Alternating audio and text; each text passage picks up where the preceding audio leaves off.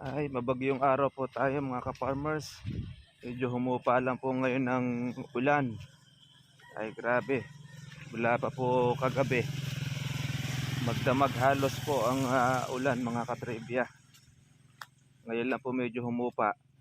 Itong alauna na po ng hapon. Pero napakarami na rin po ng naibuhos na tubig. Kaya po ang ating pong mga kalamansi solve na uli doon po sa ating patubig mga katribya. Dahil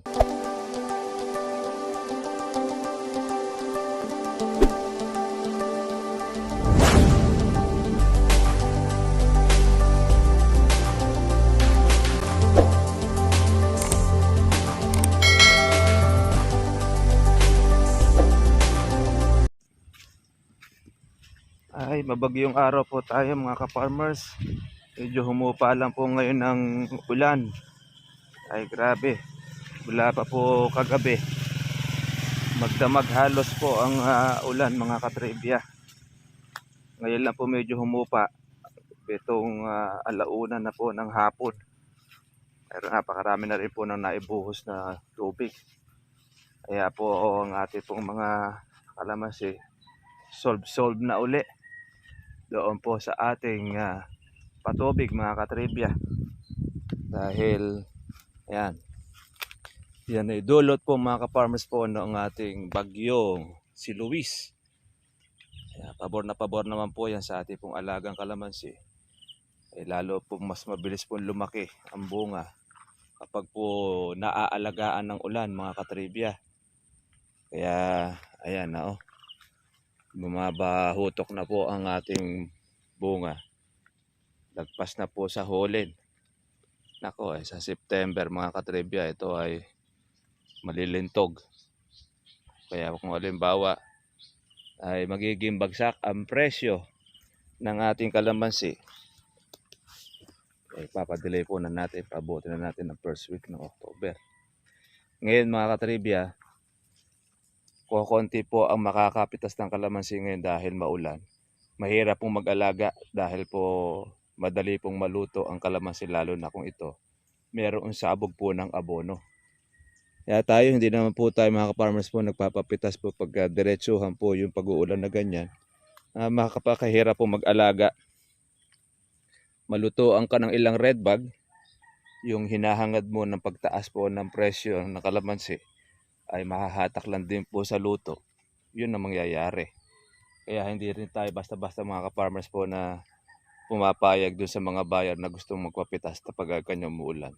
Sila lang po mga ka-farmers po ang kumikita. Sila lang po mga ka-farmers po ang sumisingit. Pagka sa lutuan, kasama na ang may-ari. Ngayon, kung kayo po mga ka-farmers ay makikipag-deal sa isa pong buyer ng kalamansi at gusto po nilang sumingit, kumita doon po sa inyong kalamansian mga katribya, hamunin nyo po sila. Kung sasagutin po noong buyer po ang luto ng kanyang kalamansi, pwede po tayong pupitas. Pero kung hindi naman po nila sasagutin ang luto ng inyong kalamansi, mas mabuti, hintayin nyo na lang po na gumanda ang panahon. Tsaka po natin pitasin. Kasi wala po mangyayari. Mangyayari dyan, baka dumating pa yung pagkakataon, pati luto nung kanyang kapitbahay o pati sa palengke, hakutin, idagan sa iyo. Kawawa po mga ka-farmers po ang magiging kalagayan po noong may-ari. Meron naman, ang kasunduan nila, maghahati sila nung buyer tsaka po ng may-ari kapag ka po mayroong nasira. Yeah, depende po sa inyo. Pagka kayo po ay umokay, nasagot nyo po ang luto, nasa sa inyo po yun. Pero tayo mga katribya, yun, pinagpapauna po natin, kapag ka po maulan o ganyan po bumabagyo, tama nga po na mahal po ang presyo ng kalamansi, kaya lang mahirap po tayo mag-alaga.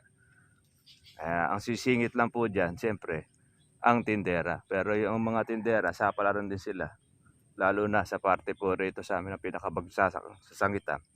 Pag po sila po ay magpunta doon, talagang pag walang dumating, mahal ang presyo ng kalamansi. Kaya lang, kapag ka po maamoy ang kanila pong pitas, asahan na po ninyo, marami ng luto po sa loob.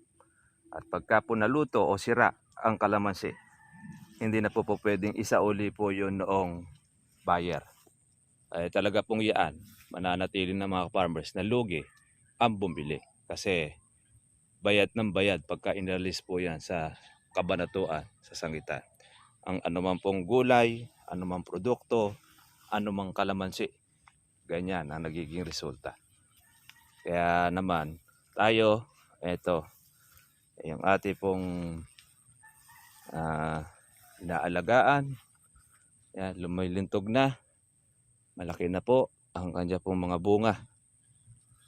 Ilang kuwan na lang po ito ay mapipitas na po natin. 2 buwan. Pero sa October, medyo magkakaroon na po yan ng kuwan. Silay-silay. O malilintog na ng husto yan. Pero ang kasarapan talaga po ng pitas niya mga ka-farmers, September. Pagka pinalagpas po natin ng October, may silay-silay na po yung iba niyan. Pero hindi pa naman po siya dihado. Pag umabot ng November, ayan, marami na po mga ka-farmers pong dilaw. Ngayon lang po mga ka-farmers po, tumila po ang ulan. Mula po kanina ng umaga, ako tuloy-tuloy. Kaya naman hindi po tayo masyado po nakalabas. Andun lang po tayo po sa bahay. Mahirap rin po kung may sampung abutin tayo ng trangkaso, lalo ngayon. Mula sa mainit hanggang doon sa umulan, lumamig. O yan. Dami pong bunga nito. Nakayok-ayok na. Ganyan ang kalamansi. Basta po naulan, nag-iimbak po siya ng tubig. Hindi rin po natin maiiwasan. Meron rin po tayong kakaroon po ng luto o yung pagkatuyo po ng sanga. Bunga po yan ng ating fungus. Pero hindi naman po yan majority o marami. At kasama po talaga yan sa ating mga kalamansi. Yan, kailangan lang natin dyan, agap lang na pag-alis. Ayan. Marami po ito. Kahit masabi po natin na mababa presyo ng kalamansi, kukunin na lang po natin sa dami, makakakuha po tayo dito ng ating magiging pang-alaga para po sa susunod nating alagaan. Ganyan po ang kakatribya po ang kalamansi natin. Once na yan ay nagbunga siya, di mo na-tsempuhan ng magandang presyo, pwede mo ulit pamungahin na susunod. Compare natin doon po sa mangga, pagka po siya nagbunga, nagbulaklak, at nasira po ng ulan or nasira ng insekto, maghihintay ko ulit ng another taon. Hindi kagaya ng kalamansi, buwan-buwan yan, pwede mo siyang pamulaklakin. Basta pagka yan, tuloy-tuloy po ninyong inaalagaan at ni-spray, continuous po rin magiging bunga. Kaya napakaganda pong income o sa business ang kalamansi natin. Kahit marami po siyang bulaklak po ngayon o marami pong bunga, hindi po humihinto ng kabubulaklak.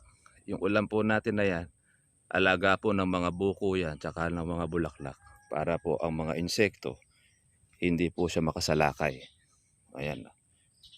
Ito po yung ating pang October and November na ating bunga.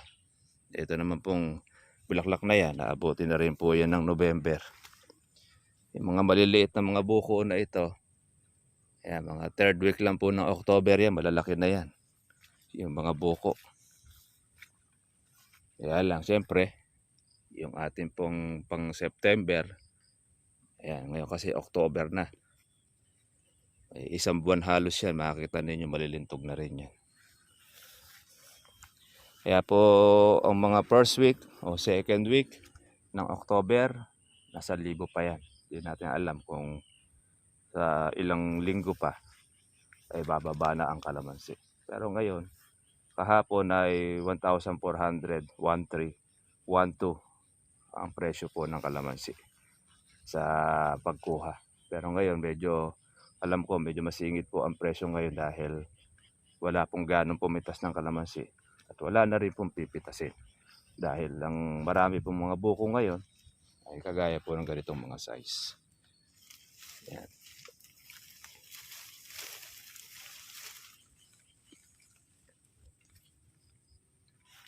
Ito yung baging po nating inaalis. Napakatibay niyan. Pagka pumahina-hina ang kamay mo, pagbunot, hindi po madadali. Okay mga farmers, yan, sumilip lang po tayo dito sa ating kalamansi. Tumila po yung ulan. Medyo lumiwanag ng konti. Pero ayon sa pag-asa, hanggang Miyerkules pa raw ito magiging maulan. Kaya yun pong ating pong bagong farm po doon sa Sanghulyan, sira-sira na po ang daan. Mahirap na pong dumaan po ngayon. Kaya po lang gumanda ang araw at panahon, tsaka lang po pwedeng mapuntahan nyo. Pero magandahan naman nun, napitas na po natin yung dapat yung pitasin. Hindi na po siya mag-aalala na mahihinugan. Yan mga katribya. Kaya doon po sa mga mayroong pitasin, di natin alagaan ang kalamansi. Importante, tayo nyo na lang po gumanda ang panahon. Mahirap po makipagsapalaran. Pero kung sakali man, ang kalamansi kayo po ay pipitas, ang iwasan lang po ninyo, yung mapiklat ang bunga. Iwasan nyo rin ang magang-magang pumitas. Dapat mga alas 10, 9 or 10, doon tayo pipitas po ng kalamansi. Huwag po na alas 6. At lalo na delikado, pag po yan ay bagong sabog ng abono. Dahil yan, prone talaga yan sa pagkaluto. Tsaka una-una, ang gagawin po natin mga katribya, pagkapitas, hugasan po ng natural tubig. Hugas natin saan, ihadra, tsaka po blower po ng electric fan para agad matuyo. Halimbawa, tuyo na po siya, tsaka natin siya piliin, alitin po yung natin po yung mga piklat. Tapos, mga katrib, ilagay na po na red bag, pag tuyo na, kabasa, na po natin ilalagay para hindi po masira. Yan po mga katrib, diretso pa rin po ang ulan, gagawin natin, lagyan po natin siya ng shampoo. Huli nating banlaw, bubusin para yung shampoo or sabon, yung mananatili para po yung kalamansi ay masira kalamansi. Tanawa. Ito po mga katribya. Ingat na po tayo dahil maulan pong araw to. Ayon pag-asa yung bagyo. Araw magpapaulan sa atin. Sige po, God bless niyo lahat. Ingat na. Okay.